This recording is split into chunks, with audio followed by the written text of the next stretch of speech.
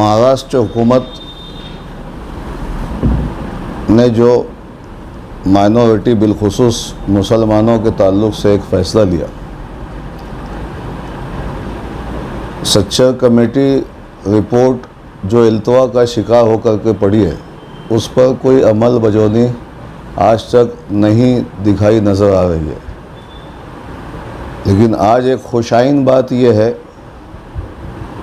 कि बिगर community, Muslim community के बोलने के बगैर शिंदे सरकार ने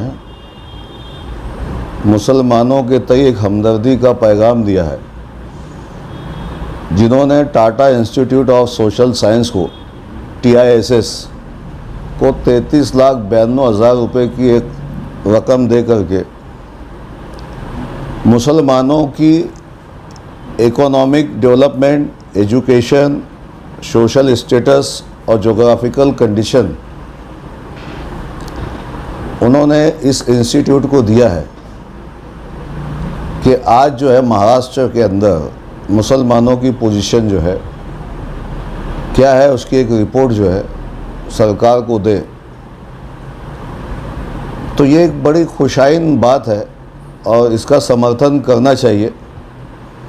और अगर रिपोर्ट्स के ऊपर ईमानदाराना तरीके से, ऐसा नहीं कि जो पिछली रिपोर्ट्स आई थी सच्चर कमेटी की जो इल्तवा का शिकार हो चुकी है, ये भी रिपोर्ट्स आए, हम हमारी नए ख्वाहिशात देते हैं सरकार को कि रिपोर्ट्स आने के बाद उसके ऊपर ईमानदाराना तरीके से अमल बजौनी होना चाहिए।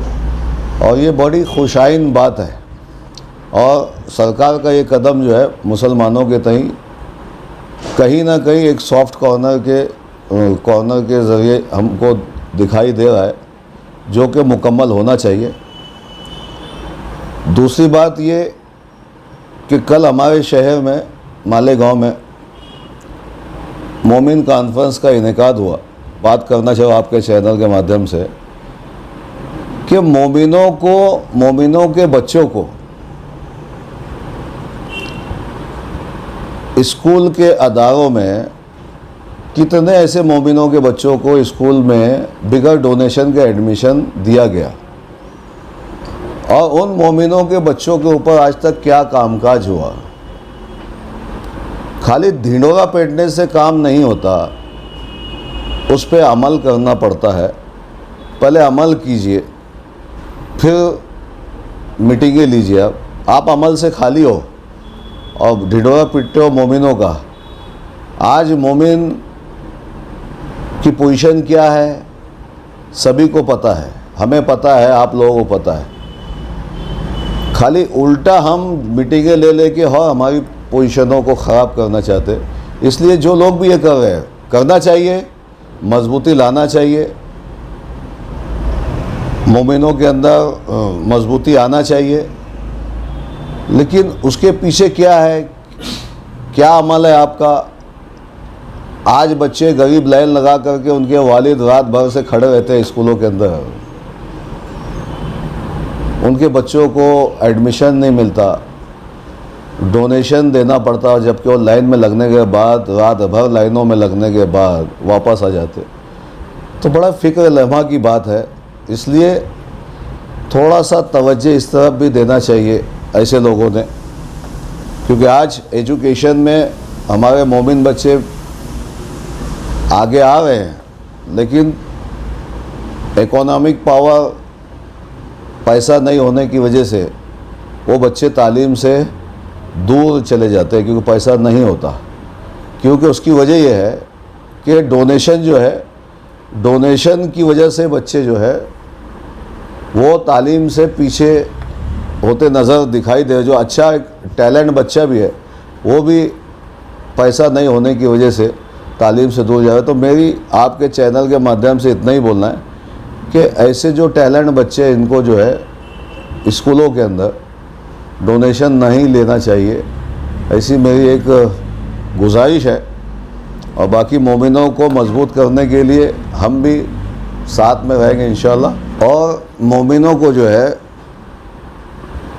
इसमें सभी को लेकर के चलना चाहिए। मोमिन जो है जिसने कलमा पढ़ा ला इलाहा इल्लल्लाह मोहम्मद रसूलुल्लाह, वो हो गया मोमिन। अब हर उस मोमिन को इसके अंदर जोड़ना चाहिए कि सब लोगों के अंदर इत्तेहाद और इत्तेफाक हो जाए और एक मजबूती का एक बड़ा प्लेटफॉर्म बने, और जिसकी वजह से खाली तालीम ही नहीं, मेरा बोलना तालीम के ऊपर नहीं है, तालीम तो होना चाहिए क्योंकि आज ज़रूरत तालीम की है। उसके साथ साथ जो हमारी माँ बहन बेटी जिसका निकाह नहीं हो रहा, जो लोग ख़ुदकशी कर रहे हैं, ऐसे एक प्लेटफॉर्म बनना चाहिए ताकि मोमिनों को हम उस प्लेटफॉर्म से, उस मोमिन कॉन्फ्रेंस से हम कुछ मदद कर पाए, उनको मजबूत कर पाए। ऐसा एक मजबूत प्लेटफॉर्म बनना चाहिए। और ये इत्तेफाक और इत्तेहाद ना ही कि इसके अंदर खुद का फ़ायदा होना चाहिए, बल्कि मोमिनों का क्या फ़ायदा हम कर सकते हैं इस प्लेटफॉर्म से, वो सोचने की ज़रूरत है। और मोमिनों का किस ढंग से फ़ायदा हो उसकी तरफ ध्यान देने की ज़रूरत है।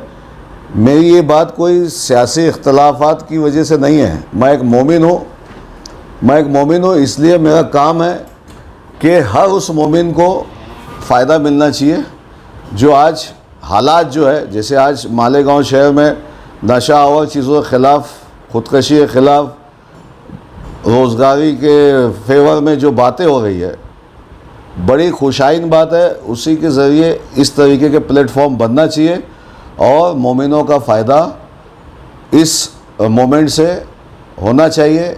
इतना ही मैं आपके चैनल के माध्यम से बोलना चाहता हूँ। अल्लाह हाफ़िज़।